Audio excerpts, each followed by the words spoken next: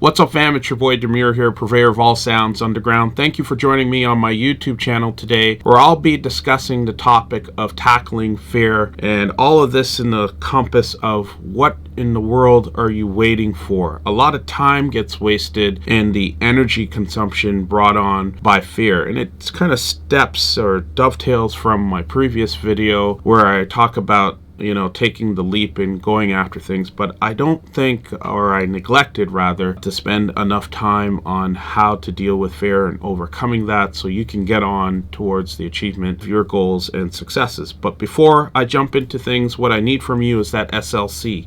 Hit subscribe, like, comment, and more importantly, hit the notifications bell to stay in touch with the new videos that we have up and coming. All right, so let's just jump right into things in terms of how I dealt with fear, especially in the transition of me moving from a full-time 9-to-5 job to doing this stuff full-time. And my first point here is to put things on paper. Aside from planning, define what the fears are. What are the things that have you concerned or holding you back? It is much smaller and much more comprehensive to deal with when it's detailed on paper, rather than just sitting around in your mind and going through various forms and degrees of fear. And you'll find that most of the time when you define it clearly, put it on paper, it's not as big of a deal as you thought it originally was. And point number 2, understand what is required to get into the music industry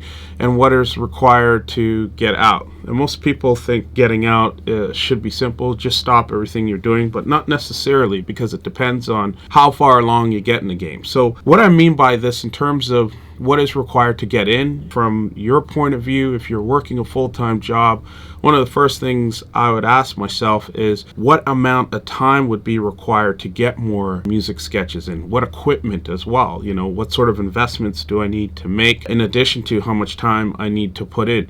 What amount of time can I actually put in? So what does the schedule look like? For about 2 years before getting into this full time, I was burning the candle at both ends of the spectrum, so to speak. So I would do my job, come home, eat, relax for a little bit, work out, and then dive right into this thing, sometimes going all the way up until 2 or 3 a.m. in the morning, and then getting back up at 6 or 7 a.m. to do the normal job. So understand what is required from you to get in, to comfortably tackle whatever fears or concerns you have.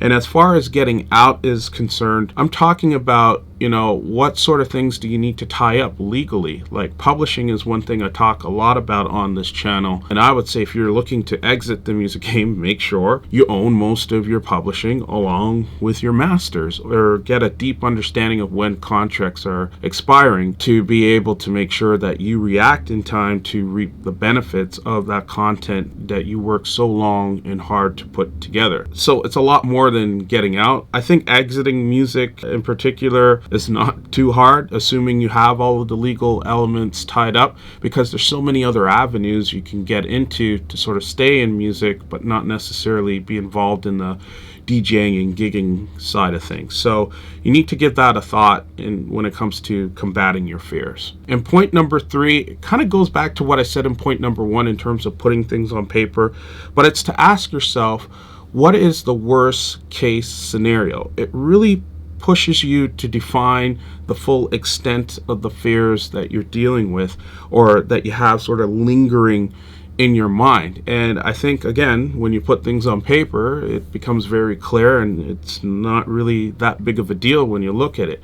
However, just asking yourself the question allows you to prepare proactively to deal with these things should they arise. And point number 4 is to ask yourself, what are the compelling reasons to wait? Or it might just come down to one reason. You need to ask yourself that question to further wrap into context what's driving your fears. A lot of people talk about there not being enough time, or they're just too busy to pursue what is them, and them being you and your ability to create music and art for yourself because it's a passion of yours. And my response to that usually is, you create time and space for anything that matters to you.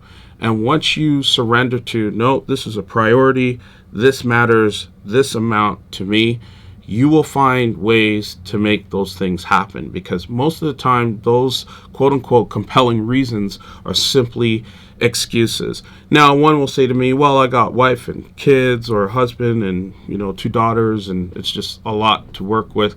Again, it's a choice. Build a schedule. If it's important to you, you will make things happen in a manner that allows you to pursue what you're looking after, rather than sit in the unknown of fear in terms of dealing with things. And point number 5 is to ask yourself, what does recovery look like? Should I not be able to tackle the goals that I'm going after? So just to put some real definition around the fear itself.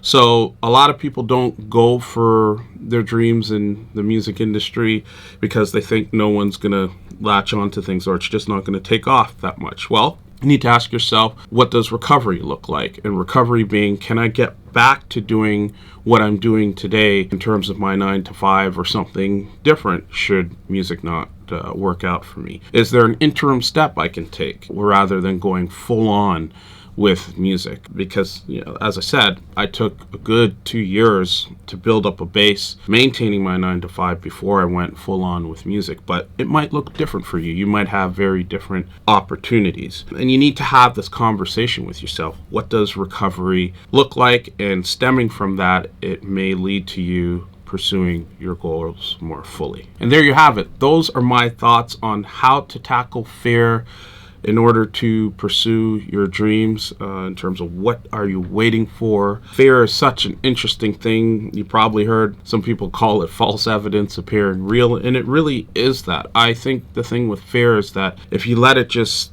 sit in your mind long enough, and if you don't wrap some context around it, of course, it'll occupy your space and mobilize you from taking any action to going after what it is that you want. But once you put some definition and plans around it and really good comprehensive context, really pretty much nothing could stop you.